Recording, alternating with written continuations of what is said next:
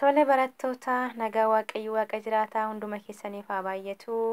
Barattoonni wangeelli bu'uuraa qubee afaan Oromoof waldaa ijoollee waaqayyoo akkasuma barattootaa fi hordoftoota meetii chaanaal hunduma keessaniif nagaa waaqayyoo bakka jirtan hundatti isiniif haa baay'atu.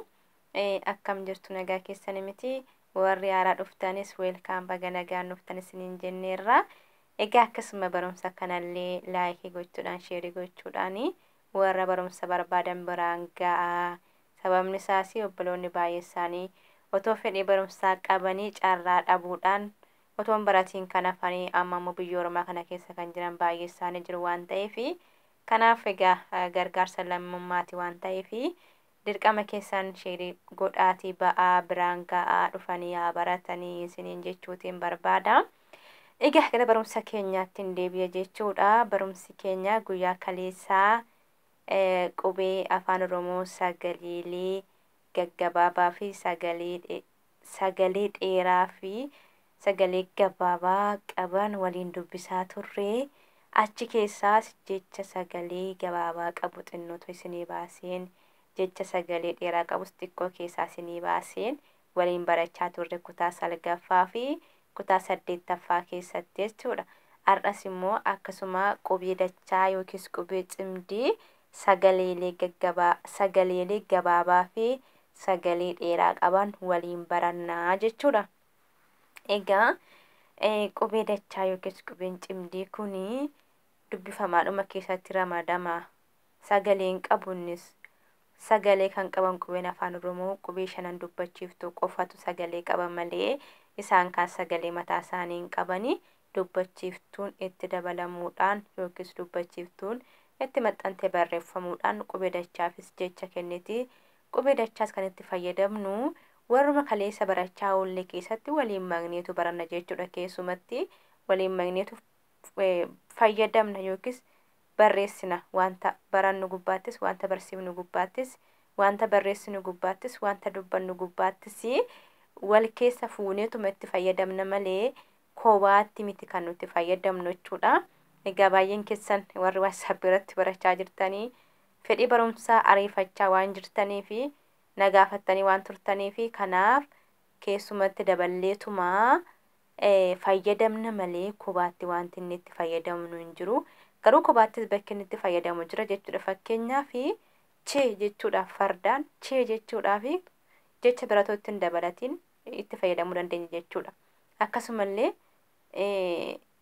midhaan tokko alatti hafamee yoo ala jiraateera ta'e midhaan kana yoo simbiritti dhufte meerraa shuunaa jedhamee bakka akkasiin naqadeeni haadha bal'inaan jedhama biyya keessatti eeguu baadiyyaa jiru jechuudha. Kanaaf kophaas fayyaduu hin danda'a jechuudha.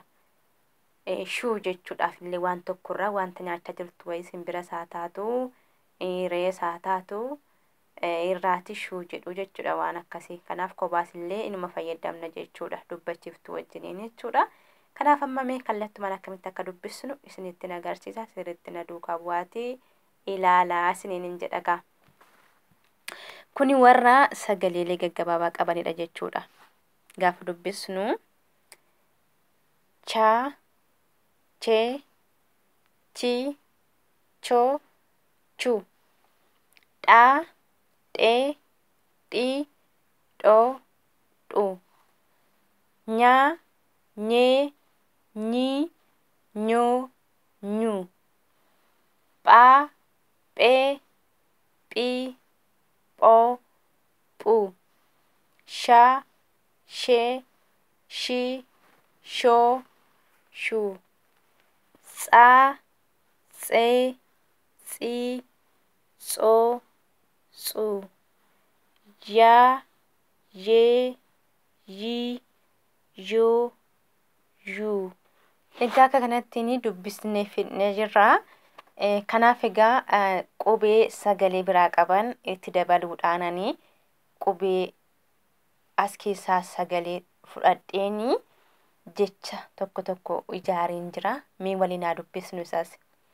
Sagalee dhuu jedhu asii fudhi jechuudha. Asii sagalee dhuu jedhu fudheen kan kaleessa barachaa oolle keessaa immoo sagalee maa jedhu fudhee maalan irraa argadhe jecha dhuma jedhu dhuma jecha dhuma jedhuun irraa argadhe. Sagalee dhaa fudheen sagalee baammoo fudhee jecha dhaba jedhu naa kenne jechuudha. Jecha dhaba jedhu jechuudha. Akkasumas jecha sagalee jee fi sagalee chaarraa jecha.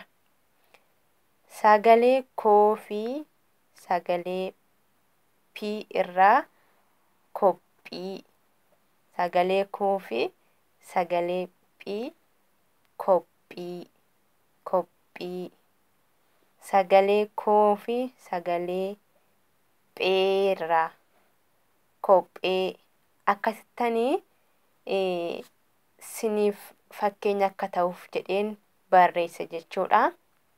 Haala kanaa sinis illee itti fayyadamuu dandeessu. Asitti kun garuu fuunduraan dheeraadha. Kunis fuunduraan dheeraadha. Haa ta'u garuu si fayyada deetan akka fakkeenya isin ta'uufan barreesse jechuudha. Asitti kanan balleesse walirraa bubbutee barreessuu badaa naaf hin galu. Walitti maxxansee barreessuu hin jaaladhasi. Kanaaf gidduu walitti butee barreessuun naqa. Siniif immoo galoo akkasinitti mul'atu kan jedhuun balleesse walirraa butee barreesse jechuudha. Isa kanaaf dhiifama. Amma immoo qubee dachaa sagaleelee dhedheeraa qaban waliin dubbisnu akkamitti akkan dubbisnu ilaala amma. Egaa dheerachuuf gabaabbachuu kan murteessu dubbachiiftuudha jedheera miti kaleessaa. Egaa dheerachuu kan danda'u sagaleen tokko yoo dubbachiiftuun gosa tokko lama taatee walitti aantee barreeffamedha. Jechi tokko sagalee gabaabaa qaba kan jennu immoo yoo dubbachiiftu tokkoon barreeffamedha jechuudha. Kun immoo dubbachiiftuu gosa tokko lama ta'ee walitti aanee waan barreeffameef sagalee dhedheeraa qaba jechuudha isaan kun. Chaa, chee, chii, choo, chuu. Dhaa, dhee, dhii, dhoo, dhuu. Nyaa, nyee, nyii, nyuu, nyuu. Phaa, phee, phii, phoo, phuu. Shaa, shee, shii, shoo, shuu. Tsaa, tsee, tsii, tsoo, tsuu. Yaa, yee, yii, yoo, yuu. Akka kanattiin dubbisnaa jechuudha warra sagalee dhedheeraa qabanii haala kanaan kan dubbisnu. Amma immoo jechoota achi keessaa baasuu yaale waliin haa ilaallu jechuudha. Sagalee dhaa fudheen sagalee buu kan kaleessa barachaa turre keessaa.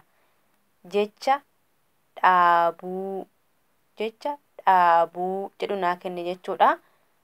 Dhee fi sagalee raa fudheen jecha dheeraa jedhu argadhe. Kan kaleessa barachaa turre keessaa sagalee haa fi sagalee dhaa haadha. Sagalee nyaa fi sagalee taa nyaata. Sagalee mii fi sagalee chuu michuu. Sagalee shaa fi sagalee shii shaashii. Akka kanatti jechuudha kanan isin jecha tokko barreessuu dandeessanii. Kun amma duubaan dheeraadha. Kunis duubaan dheeraadha. Kun immoo fuunduraan dheeraadha. Kun duubaan dheeraadha. Kun lamaan gara lachuuttuu dheeraadha. Duubaanis fuunduraanis jechi kun jecha dheeraati. Kun immoo duubaan qofa dheeraadha. Kunis duubaan dheeraadha. Asittis dogoggora barreesseen irraa dileet godhe dhiifaman jedhama jira deebiini.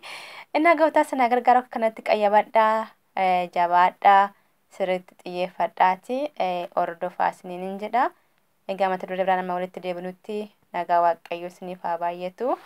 Egaa qayyabadhaati barreessaa akka kana fakkaatutti isiniin jechuutiin barbaada. Yeroof turte gaarii qabaadhaa nagaatti.